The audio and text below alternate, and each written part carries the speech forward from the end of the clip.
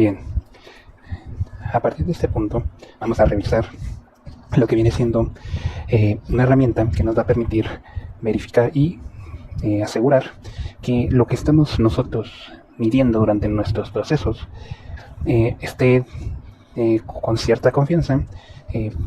Podemos decir que sea verdad, que no lo estemos haciendo mal, que el equipo esté sujeto bajo mantenimiento y que sea adecuado, con el fin de dar pues mediciones certeras, ¿no? Entonces, aunque ya vimos lo que viene siendo pues el control de un proceso, recaudación de datos, también vimos pues cómo presentar nuestros resultados para con cierta confianza decir que el producto se entrega con un cierto valor que debe cumplir. Nosotros supusimos que cada medición que hacíamos pues era la correcta, que debía salir, no había engaño, no había problema, no había nada mal, más que la propia variación inherente del proceso, la variación natural. Sin embargo, en la realidad esto no es así. Por ejemplo, muchos equipos, cuando se trata de dimensionar o medir longitudes, anchos, grosores, se suelen utilizar equipos como verniers, con el fin de pues tener una medición que sea adecuada para el tipo de tamaño de la pieza. Pueden ser piezas muy pequeñas o piezas medianamente gruesas, grandes. Entonces todo eso repercute una diferencia en el equipo que se esté usando. Este vernier, por ejemplo, puede perder o puede tener un desgaste en el desplazamiento para poder colocar los puntos de medición. Puede que incluso llegue a fragmentarse y los puntos de contacto donde se realiza la medición pues pierdan grosor, cambien su forma y se obtengan mediciones erróneas o alteradas. No por mucho, pero esa pequeña diferencia, conforme vaya aumentando el desgaste, pues va a arrojar mediciones que no son las adecuadas. Entonces, a este punto tenemos que tener un método para asegurar que las mediciones tengan pues calidad, que cumplan con su función de medir un valor y que sea pues correcto. Entonces, las mediciones se controlan por los factores de repetibilidad y reproducibilidad, no son lo mismo. Entonces, una medición vamos a considerarla como un proceso, ¿sí? El proceso de medir. Y esta medición es el resultado de ese proceso. Entonces, como todo proceso que ya hemos visto, tiene pues variación. ¿Y cómo se descompone esa variación? Pues la variación total que nosotros vamos a ver reflejada es la variación natural debida al producto y a nuestro proceso, más una variación debida a un error. Y este error no está hablando de que se haya hecho mal la pieza, simplemente refleja el posible error que exista o llegue a existir debido al trabajo de la persona encargada de medir, no de hacer el producto, de medirla o verificar las dimensiones. Entonces, este error se descompone en la variación de repetibilidad y reproducibilidad. Por lo tanto, la variación total va a tener tres factores: la variación debida al producto, la variación debida a la repetibilidad y la variación debida a la reproducibilidad. ¿Y qué es repetibilidad y qué es reproducibilidad? Bueno, la repetibilidad es la diferencia o la variación en las mediciones cuando se usa un mismo equipo, ¿sí?, para medir. Esto es, el equipo va a presentar desgaste y va a reportar o va a arrojar una medición distinta a la que debe ser. Por ejemplo, si ustedes agarran un vernier, una regla, y les piden medir el diámetro de una tubería, y tienen un lote para medir 100 tuberías que deben ser la misma, entonces si agarran una muestra de 5 tubos, ustedes tienen que medir esos 5 tubos. Y propongamos que después les dicen, tienes que hacer una repetición de cada medición, al menos 3 repeticiones, ¿no? Entonces, lo que van a hacer es volver a amarrar esos 5 tubos y medirlos. Pero si la medición cambia debido al equipo por desgaste, esa es la repetibilidad. Ustedes usan el mismo equipo y son la misma persona, ustedes están midiendo los mismos 5 tubos. Si hay una diferencia, es muy probable que se deba al equipo. Pero ahora, ¿qué es la reproducibilidad? Esto es, suponiendo que tienen igual esos mismos 5 tubos que deben de medir, llega otra persona. Incluso puedes poner usando pues el mismo equipo de medición. Entonces, si a esa persona, y suponiendo que el equipo esté bien, le dan mediciones muy distintas a las que ustedes reportaron, entonces ya estamos teniendo una variación que depende del encargado de medición. Entonces, repetibilidad es la desviación o la variación que se atribuye por el equipo de medición, y la reproducibilidad es la variación debida a o relacionada con la persona encargada de medir, que puede verse afectada por la experiencia que tenga para hacer la medición, o también por algún error que haya tenido, por falta de conocimiento en la técnica o falta de experiencia. Una vez que definiremos esas dos, que las calculemos, también podemos trabajar en la resolución del equipo, que es la capacidad del equipo de medición o del sistema de medición para discriminar o notar una diferencia entre piezas similares, porque las piezas se pueden ver para nosotros que son idénticas, pero cuando las medimos notaremos esas diferencias. No es lo mismo medir las dimensiones de un tubo con una cinta corporal, con una regla en la que se usa en las academias o escuelas, o con un vernier. No es lo mismo. Unos tienen una mejor capacidad o una mayor resolución, más puntos decimales, un mayor control para mediciones más pequeñas. Entonces depende del que se quiera medir y el equipo necesario para medirlo. Entonces, no solo debemos monitorear nuestros procesos, sino que el mismo sistema que usemos de medición para controlar nuestros resultados en el proceso también debe monitorearse. ¿Y cómo se logra esto? Bueno, se logra con estudios denominados hoy conocidos estudios de R y R, en mayúsculas, R y R, ¿sale? Y les voy a platicar cómo hacer un estudio R y R largo, el corto, y cuando se tiene una muestra patrón, o también una muestra control, se le llama. Y por último, cuando se trabaje con en procesos que la muestra pues solo se puede medir una vez porque es una prueba destructiva. Entonces comencemos con el R y R largo. En este proceso, antes de que lo hagan, tienen que elegir 2 o más personas que van a hacer las mediciones, ¿sí? Que usualmente son las personas en toda la empresa que en este proceso se encargan de asegurar la medición o el producto, parte del control de calidad. Entonces, ya que eligen esas 2 o más personas, ustedes tienen que asegurarse de elegir por lo menos 10 o más piezas a medir, ¿sí? Estas piezas se van a medir varias veces por cada persona que eligieron. Se sugiere que esas 10 piezas abarquen todo el rango de variación que reporta su proceso, desde las más centradas y controladas hasta las más cercanas a la especificación superior y a las más cercanas a la especificación inferior. Tienen que abarcar lo más que puedan todo el rango de variación de sus mediciones. Entonces, una vez que ya tengan elegidos a las personas y a las piezas que van a medir, tienen que elegir el número de veces que cada persona va a medir la misma pieza. En esta ocasión, para este R y R largo, se suele trabajar con que lo midan por lo menos 2 veces. Se sugiere 3, pero si no pueden, al menos 2 mediciones de la misma pieza. Y ustedes, para controlarlo, tienen que de alguna forma etiquetar y aleatorizar cada pieza, ¿sí? Además del orden en el que la persona encargada de medir la pieza va a medirla. Esto tiene que ser de completa discreción. Los encargados de medir las piezas no deben saber qué pieza están midiendo, por eso se sugiere que tengan un sistema de etiquetado y aleatorización de tanto la pieza como el orden de medición, hasta que midan todo. ¿Por qué? Para evitar sesgos, para evitar que la persona que está midiendo comparta la información y por querer acelerar la prueba quieran hacer las cosas rápido y reportar los mismos valores cuando en realidad pues no es así. Entonces, ¿esto cómo se hace? Por ejemplo, si ustedes tienen 10 zapatos de seguridad que van a medir, ustedes los marcan. Puede ser con colores o puede ser con números o letras.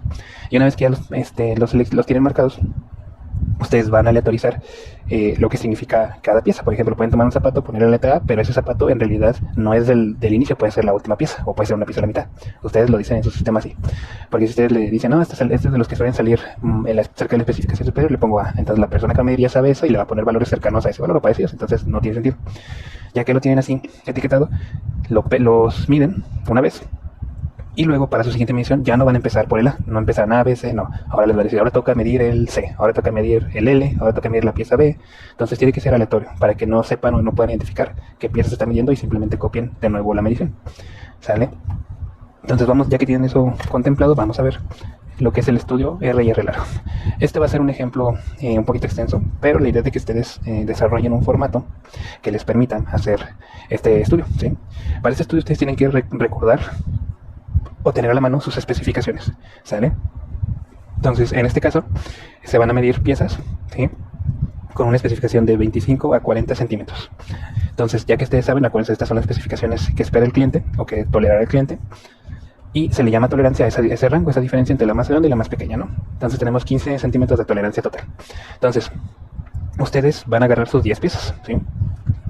Y en este caso se van a usar a 3 personas, el operario A, el operario B y el operario C, para medir. Recuerden que se tienen que hacer al menos 2 mediciones de cada pieza para el estudio largo. Entonces se hacen 2 ensayos de cada operario, ¿sí?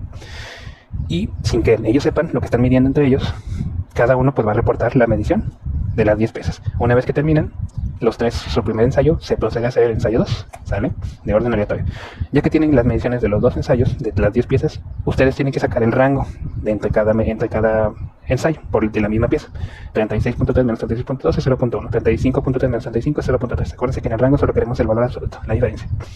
Ya que tenemos el rango y las mediciones, vamos a calcular el promedio para el operario A, el promedio para el operario B y el promedio para el operario C. Para el promedio sumamos todos los resultados de los ensayos y los dividimos entre el número de piezas. ¿Pero cuántos ensayos fueron? Pues 2 ensayos sería 10 por 2, son 20 piezas. Del total va a ser dividido entre 20 y nos arroja un promedio. También vamos a calcular el rango promedio. Estos de rangos entre 10.45, así para cada operario. Entonces tenemos el promedio del operario A, el B y el C. Vamos a sacar ahora el rango promedio, que es tomar los 3 rangos y lo dividimos entre 3. Nos da el rango promedio. Después vamos a tomar los promedios de las mediciones, la más grande que nos haya salido, que fue de 32.82, menos el más pequeño, que fue de 32.17. Y nos va a dar un error, una tolerancia promedio de 0.65. Esta es una diferencia.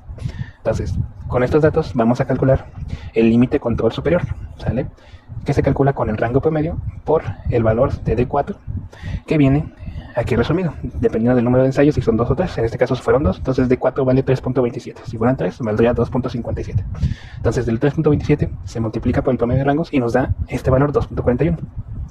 Esto les va a indicar si deben proseguir o no con el estudio. Si alguno de los rangos o de los valores en el rango sale mayor a este valor, a 2.45, tienen que parar y repetir las mediciones con el operario que haya tenido un valor mayor a este de rango mayor a 2.41. En este caso pues no pasó así, ¿saben? De hecho, si nos damos cuenta, el que tuvo valores más altos fue el operario C, con un valor de 1.8, pero no fue superior a 2.41. Entonces, está bien. Se puede seguir. Entonces, ya que vimos que todos pues están dentro de ese rango de las mediciones, el siguiente paso es calcular los porcentajes de variación debido a la repetibilidad y a la reproducibilidad. ¿Cómo se hace eso? Vamos a usar esta tablita, donde dependeremos de K1, que son los ensayos, y K2 son los operadores. ¿Sale? Entonces, vamos a calcular la repetibilidad, la variación debido al equipo. La denominamos como V, y va a ser igual al rango promedio por el valor de K1. ¿Cuál es el valor de K1? ¿Cuántos ensayos fueron? Fueron 2, entonces vale 4.56. Se multiplica el valor del rango promedio y nos da 3.356. Calculamos ahora sí la desviación de la repetibilidad, o la sigma de repetibilidad, y va a ser este valor de V entre 5.15, y nos da 0.65. Vamos a calcular el de la reproducibilidad, que es VO, o variación de operador. Se calcula con la raíz de el promedio de la diferencia de X que calculamos, 0.65, por K2, que es el número de operadores. En este caso tuvimos 3, entonces va a valer 2.70. Todo eso elevado al cuadrado, menos la variación del equipo que calculamos aquí, V, 3.356 al cuadrado, entre N por T, donde N es el número de partes, que fueron 10, y el T, el número de ensayos, que fueron 2. Entonces, si hacemos esa raíz, nos sale un valor de variación de operador de 1.58. Entonces la sigma de reproducibilidad va a ser el 1.58 entre 5.15 y nos da 0.31. Entonces ya sabemos cuánto vale cada uno del equipo y el operador. Para calcular el índice de reproducibilidad y repetibilidad, que se llama EM, o el estudio R&R, es la raíz cuadrada de las componentes del valor de variación del equipo y variación de operador, cada uno al cuadrado. Cuando lo sumemos y saquemos la raíz, nos va a dar el valor de 3.71. Si lo dividimos igual entre el valor, que es de 5.15, vamos a tener el valor de 0.72. Todavía no hemos acabado. Dices ¿qué representa pues cada valor que calculamos? Tenemos que calcular un porcentaje, que es el porcentaje de variación debido al equipo, el porcentaje de variación debido al operador y el porcentaje de R&R. Entonces, ¿cómo se calcula esto? Pues multiplicamos por 100 la variación del equipo y lo dividimos entre la tolerancia, que serían las 15 unidades que definimos al inicio, con las especificaciones superior e inferior. Entonces, al hacer el producto nos quedan 22.37%. Eso quiere decir que la variación total de nuestro sistema de medición, el 22% es de vida al equipo. Sigue la del operario, variación del operador por 100 entre la tolerancia, 158 entre 15 nos da 10.53%. ¿Sale? Entonces, hay que calcular la total, la del R&R, estudio completo, que es simplemente la raíz cuadrada de cada uno de estos porcentajes elevado al cuadrado. Lo sumamos y nos sale una variación, un porcentaje de 24.72. Entonces, ¿qué significa cada porcentaje? Ya que los calculamos. Si tenemos porcentajes por debajo del 10%, el sistema de medición es excelente. Cumple con la necesidad de controlar el proceso y que las mediciones sean correctas. Si está entre el 10 y el 20%, es aceptable. No hay ningún problema. Puede que tenga un pequeño error, pero matemáticamente no es significativo. ¿Qué pasa si está entre el 20 y el 30%? Está bien, sirve, pero se debe hacer correcciones. Tal vez haya un problema con el mantenimiento de los equipos de medición, o tal vez algún operario esté empezando a tener problemas para hacer las mediciones, ¿sale? Y si está arriba de 30 es inaceptable, no sirve el método de medición que se está utilizando. Entonces, en este caso, pues podemos ver que nuestro valor está entre 20 y 30%, 24, ¿sale? Entonces, el método completo que abarca tanto la variación del equipo y la variación de operador está bien. Se tiene que hacer correcciones, sí, pero sí funciona. Entonces, ¿dónde se tendrá que hacer correcciones? Bueno, si vemos la del operador, este está prácticamente en el 10, es 10.56, lo cual dice que es excelente. Entonces, los operarios no están reportando o teniendo problemas en la medición que sean significativos. Entonces, si vemos la del equipo, también es de 22.37, está entre 20 y 30. Entonces, aquí, aunque dijimos que está bien y sirve, ya es señal para empezar a hacer correcciones y trabajar. Entonces, si ustedes van a buscar sus equipos de mediciones, tienen que ver que ese 22% puede significar que haga falta mantenimiento, que haya un desgaste en el equipo de medición, o que algo esté fallando en el equipo de medición, porque es la donde se ve reflejado la mayoría de la desviación. ¿Sale? Entonces básicamente sí es un estudio R&R largo, es muy extenso, sí, cada medición pues abarca bastante tiempo, pero al final pues el recompensa o el pago pues vale la pena.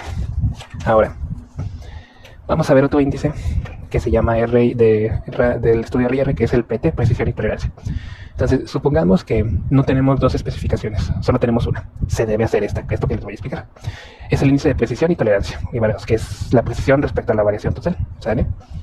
¿Cómo se hace? Bueno, tenemos que calcular la variación debida a la parte o a la pieza, y se calcula con el rango de la parte sobre el parámetro D2 que está en sus cartas de control, o lo pueden encontrar en las tablas que vienen aquí, pero usualmente es el de las gráficas de control, ¿sale?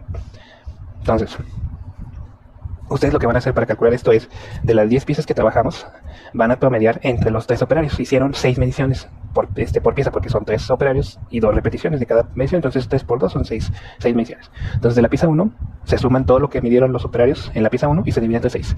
En la pieza 2 se suman todos los valores que midieron los operarios en la pieza 2 y se divide entre 6. Así obtendremos estos valores promedio de las mediciones, ¿sale?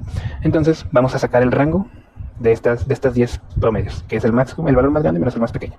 36.33 menos 29.65, que aquí está, en la pieza 4 y la pieza 8. Nos da un valor de 6.68, ¿sale?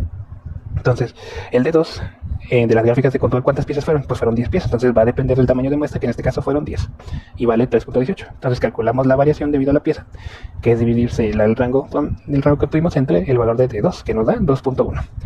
Ahora sí, calculamos la desviación total, que es la raíz cuadrada de la desviación de la parte elevada al cuadrado, más la desviación del estudio de R&R que acabamos de hacer, elevado al cuadrado. Y esto es raíz cuadrada de 2.1 al cuadrado más 0.32 al cuadrado. Nos da 2.22. Por último, para calcular el índice de precisión y variación, que es el que estoy sacando aquí, dividimos el valor de R&R que calculamos hace ratito entre variación total, sigma total, y lo multiplicamos por 100. Y como ven, pues también nos da un porcentaje que se aplica con las mismas reglas que les mostré hace rato. Entonces, como este es mayor a 30, el sistema de medición es inadecuado para controlar pues el proceso cuando no se tenga pues la doble especificación. En este caso se tiene.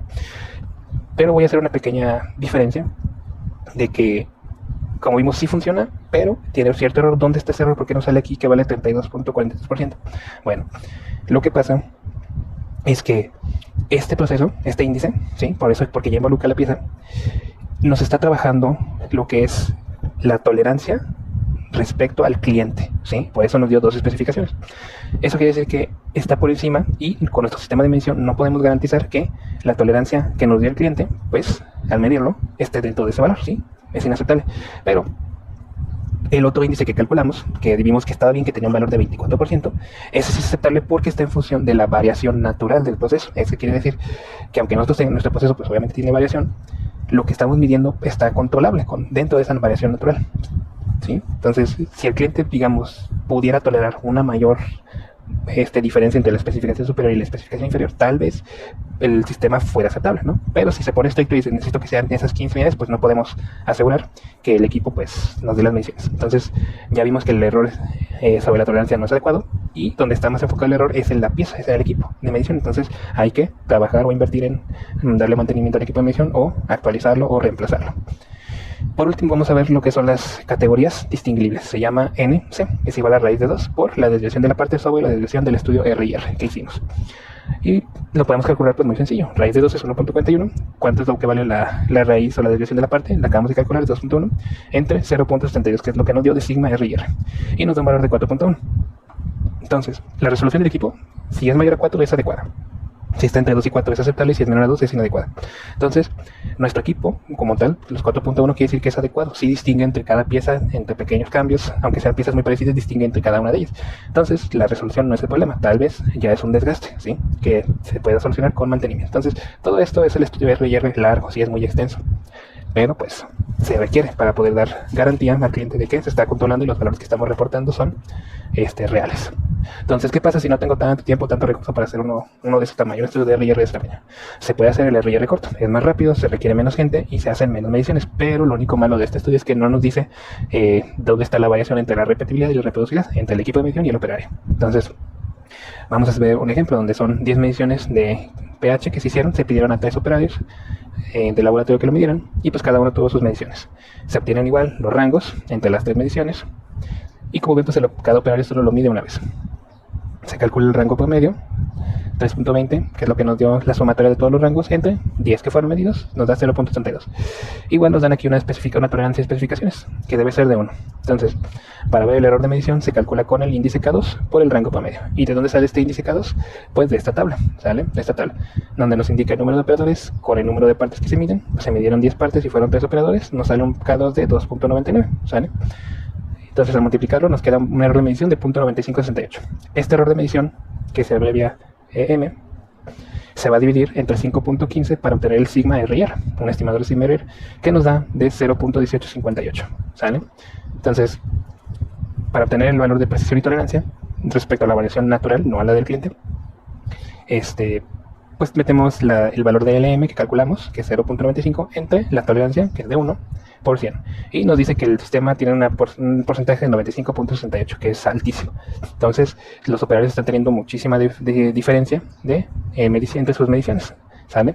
Acuérdense que el índice o el porcentaje de presión y tolerancia debe ser menor a 10 para ser excelente, estar entre 10 y 20% para ser bueno, y si es menor a 30 apenas es aceptable y mayor a 30 es inaceptable. Entonces, como ven, pues este es mucho más rápido, sí es corto, pero no nos está diciendo si el error viene de la máquina o de los operarios. No sabemos dónde está el problema, ¿sale? Entonces, por eso se recomienda hacer uno largo, pero con este corto sí podrían al menos descartar o valorar la idea de hacer un proceso de medición de RR para verificar lo que se esté haciendo en su proceso.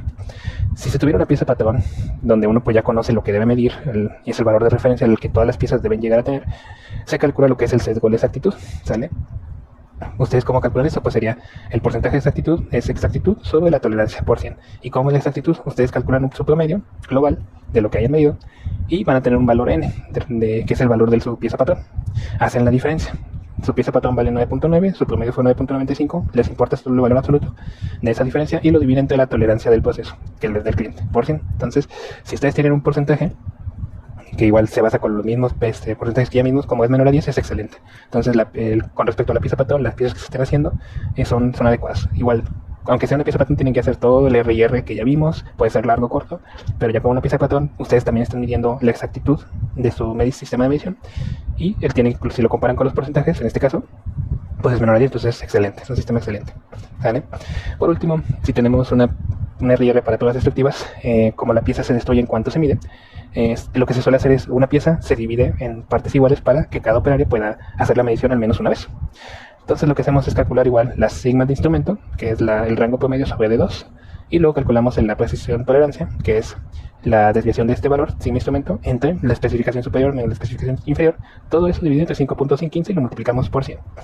Entonces, ese porcentaje igual se compara con los mismos valores de menor a 10, entre 10 y 20 y menor a 30, mayor a 30.